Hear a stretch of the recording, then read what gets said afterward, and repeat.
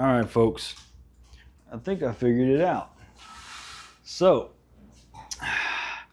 remember that last video I did, which is a little while ago? It's too close.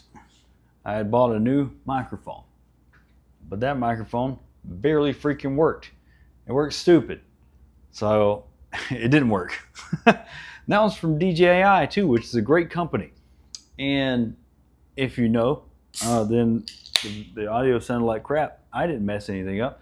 They just didn't warn you in the description for this microphone that you have to buy 2 extra things to make it work with an iPhone, which pissed me off. Dang it, DJI.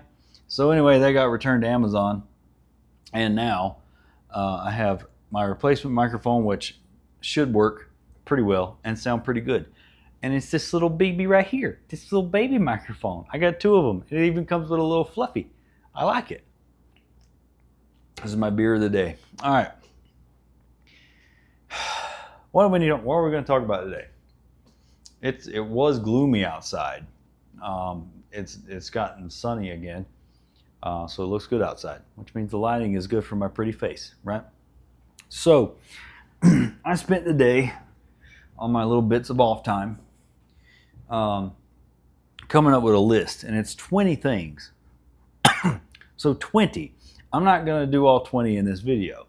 What I'm going to do is make 4 videos, and I will release them every day or every other day throughout the week. It's going to be 4 videos. So we've got a little mini series going on here. Look, I'm going all Netflix on you guys. A mini series. Look at that. We're going big time now. So really, I started thinking, I was like, I need to do a video, and I don't want to do some kind of rant or pick on liberals or feminists for the time being. I'm only taking a break from that. Y'all know I'll come back to it eventually because they're always doing something stupid. I wanted to be positive and talk about just something to do with masculinity, which is why I started the whole channel in the first place. So that's what we're going to do. Now, what am I talking about? What am I rambling about? Well, the first 5 things on this list today. So this is part 1. And really, these are traits. I don't know what I'm going to call the actual video series yet. But I think it's just traits that masculine men not should have, but traits that masculine men do have. So what makes you a man? Well, we know the answer to that. People with common sense know the answer to that. But what are traits? Not values or actions, but like things that masculine men in general do and aren't fake about it. So I'm not going to try to talk about that too much. We'll just get into it. How about that? I spent 3 minutes rambling. Y'all are probably tired of me. It's been a long day. All right. So number 1, stop apologizing. Be unapologetic. Now, does that mean you should never apologize? No. If you know you're in the wrong, or if you did something that you probably should apologize for, then it's fine to apologize. But stop apologizing for things that you either didn't do, or stop apologizing for things that when you know you weren't in the wrong. Like if someone, okay, so quick, I'm going to try to be quick with this story here. We're only doing 5 per video, right? So y'all remember that video I did, one of the first videos I did on this channel where the one girl that posted me on the Are We Dating the Same Guy website? Because we'd been on a few dates. Actually, it was like 2 or 3 dates. It wasn't very many, and it was only over the course of a couple of weeks. And then one day she got all butthurt because I hadn't asked her to be exclusive yet. Now, I'm the type of person that once I start talking to somebody or dating somebody, I don't really focus on anybody else. I just talk to one girl at a time. That's it. Because it's too much trouble. I'm serious. I don't want to do it. It's too complicated. I already got a bad enough short-term memory. I don't want to make it worse. So she got all butthurt about it and spent 12 hours trying to guilt trip me because I hadn't asked her to be exclusive. And she kept trying to pick arguments. And finally, eventually, throughout the day, I just apologized to try and just stop, just get her to stop, Everything was going fine. I was like, you know what? I'm sorry that I hurt your feelings. I hadn't hurt her feelings. I specifically told her too. After she kept trying to push it, I specifically told this woman, look, I apologized for something I didn't even do wrong. At that point, you need to drop it or we're going to be done. I'm not going to let you guilt trip me. So she did. She kept going. She got more aggressive and eventually got verbally abusive, and I blocked her, and then I got posted on Are We Dating the Same Guy? And she was accusing me of doing to her what she had done to me. That's just how these women are. They have no accountability, and they get mad when you reject them for their bad behavior. But it's, again, my point is, I shouldn't have apologized because it got me nowhere. When you apologize for something that you didn't do wrong or that you didn't do at all, then the person you're apologizing to is going to expect that again and again and again. And they're going to use that against you. They're going to make you apologize for things you should never apologize for. So even if it's something like you're standing in somebody's way in line and they need to get by and maybe they don't say excuse me, and you look back, and this is going to tie into like the fifth thing on this list, but you look back, just looking around, and you realize somebody's waiting on you. And a lot of you are probably going to say, oh, I'm sorry, and you move out of the way and they go by. You don't have to apologize for that. You weren't doing anything wrong. Don't apologize. Just say, oh, excuse me. Excuse me is a better way of saying my apologies or I'm sorry. If you're in somebody's way, say, excuse me, let them by. That's still being kind. That's being courteous. Don't say you're sorry for things you shouldn't say you're sorry for. Moving on. Be direct.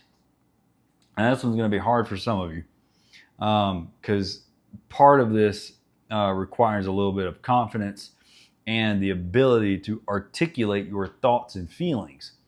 And that requires practice for a lot of us. So I know I'm not the greatest at it. A lot of times if I'm put on the spot, I'm like, my brain just, sorry, I don't know what I'm saying. I just apologize. What did I say? It happens, right? But try to be direct with what you want, how you feel, and what you need, things like that. I can't think of any great examples off the top of my head without just making this take up too much time and watching me think about something. But, I know. Something you see on dating apps a lot is, as far as me looking at like a woman's profile, something I would see a lot was, I'm not sure what I want. Not sure what I want. Not sure what I want. And they're meaning that as far as like relationship type. You shouldn't be on a dating app if you don't know what you want. You shouldn't be. Because you're going to ruin your time there. You're going to ruin somebody else's time there. Either you want a relationship or you don't want a relationship. And if you want a relationship, you want a stupid polyamorous, non-monogamous bullshit relationship. You're just trying to cheat with extra steps. That's all you're doing. Or you want monogamous relationship, or you want short-term, long-term. You just want to have fun, casual. That's what you should know. That's part of being direct. And you can be direct with anything. If somebody looks at you and says, if you're trying to date somebody new and they're like, okay, let's go get sushi. And you're like, cool, let's go get sushi. But you hate sushi. No, you need to say, I don't like sushi. If that person says, cool, I can't date you because I like sushi too much. Okay, cool. You drop them. You don't need that person in your life just going to be trying to force you to eat sushi when you don't like sushi. Be direct. Be direct. It'll take you a long way. It also helps in setting boundaries. My God, it helps in setting boundaries. If somebody does something that you don't like or makes you uncomfortable, be direct. Say, I don't like that. I don't like that. I don't want to be with somebody that does that. Or say, I'm fine with you doing that, but just know it makes me uncomfortable. You can just, being direct will save you a headache in the long run. Number 3, dress neatly. Now, right now, I'm in my pajamas, but I know I still look okay. I always look pretty good. Now, that could be something from like a young age, I've always like had this thing about looking neat and groomed and put together, you know.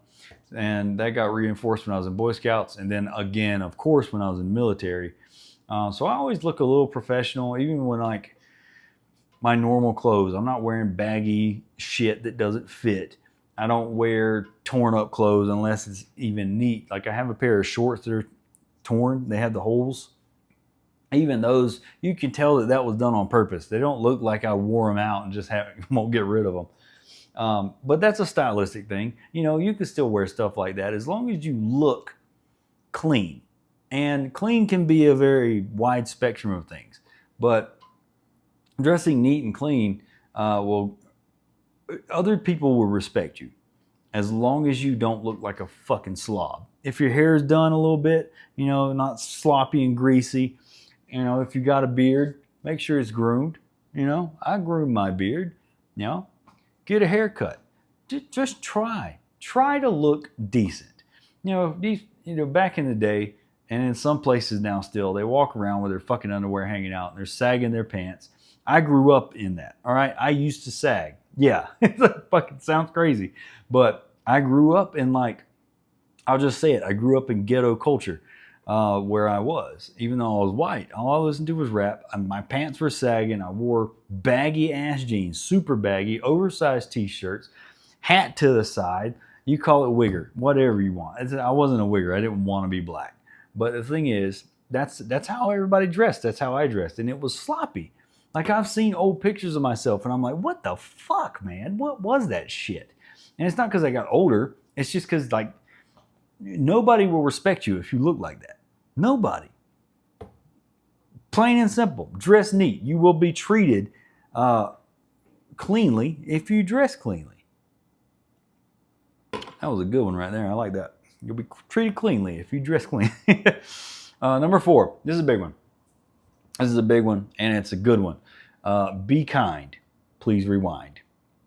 A lot of y'all don't even understand where that reference came from. Who's got a Blockbuster card still? Did you know there's a Blockbuster still left in Oregon somewhere? I forgot the name of the town, but I've driven by it. I've driven by the last remaining Blockbuster. It's in Oregon. Be kind. Please rewind. Whatever. That one's almost self-explanatory. You know, this one isn't. It took me a while to learn the difference. There's a difference between being nice and being kind. Being nice is kind of fake. Being kind is not fake. Being kind is just, I don't know, treating others, I don't want to say with kindness, but treating others with respect and just not being a mean person. You know, if a random dog comes up to you and you don't like dogs, so some people that don't like dogs might try to kick a dog. Like, don't kick the dog. Like, just be kind, man. You don't have to kick the dog. You don't have to curse people out. You don't have to be rude to people. You don't have to cut people off in traffic. You don't have to flip people off if you accidentally get cut off. That happens, you know. I see every day in my job, I get cut off by somebody every single day. And people here in Utah tend to drive a little bit like assholes. I'm sorry, they do. I shouldn't have been. See, even I have a problem with apologizing sometimes. I shouldn't apologize for that. All I did was state the truth, you know. But people, they drive like assholes here in Utah a lot. And I get cut off. And sometimes I'm in a big truck. I know I'm slow. And the company I work for, they govern the trucks at 64 miles an hour or 65. And these are 80 mile per hour roads. I know I'm slow. I can't help it, man. I can't help it. This is how you got to do it, you know. So some people will like jerk around me and they'll pass me and they'll stick their middle finger out the window. Cool guy, you know. Glad to know I'm having a better day than you piece of shit. Eventually I'll get to a point where I'll talk about that too. But this is the first video. So yeah, just be kind. You know, it's not hard to. You can be nice. Being nice is a little bit fake. If you don't like somebody, you can still be nice to them. But be kind. Oh, you know, just Be courteous. It's self-explanatory. I don't even know how to get into depth with that one, but it's a very good trait of not just a masculine man, but a good person. Be kind. Not hard. Number 5, and this is a big one because I complain about this a lot, is I see people everywhere all day and they have zero self-awareness. They don't know what the hell's going on around them. So number 5 is be observant. Know your surroundings. Observe your surroundings. Know what's going on around you. Right now it's windy outside. I'm in my apartment. Not much is going on except the cat behind me, But when I'm out in public, I know everything is going on around me. I know what's going on behind me because my head's on a swivel. And that's not me being paranoid. Yes, I've been trained to do that in the military. But any decent man worth his fucking salt that's able to defend himself and protect himself and others is also going to be observant, and his head's going to be on a swivel. He's going to know if there's some shifty looking character over there or a car that's turning around the corner, maybe down the road and speeding towards us. You gotta be aware of your surroundings and pay attention to what's going on around you. You could save your own life. You could save other people's lives if you just pay attention to what's happening around you at all times. You will get used to it. If you're not used to doing this, just start doing it. Just start looking around, making notes of things. Not actual notes, but mental notes. Like right now, I look out and I don't really see anything out of the ordinary. The train's coming up. I don't even know if you'll hear it. But that's it. That's the only thing that's really going on outside my window right now. And it's windy and it looks like it's going to storm. But, you be in traffic, looking ahead, further ahead than just the car in front of you, you might see that an accident just happened, a quarter mile down the road, and you've already known, okay, I need to get on my brake a little bit. That way you probably just saved the people behind you as well as yourself from getting into a car accident, a pileup. Just saying, it is good to be observant. That's the first video. Y'all have a good one.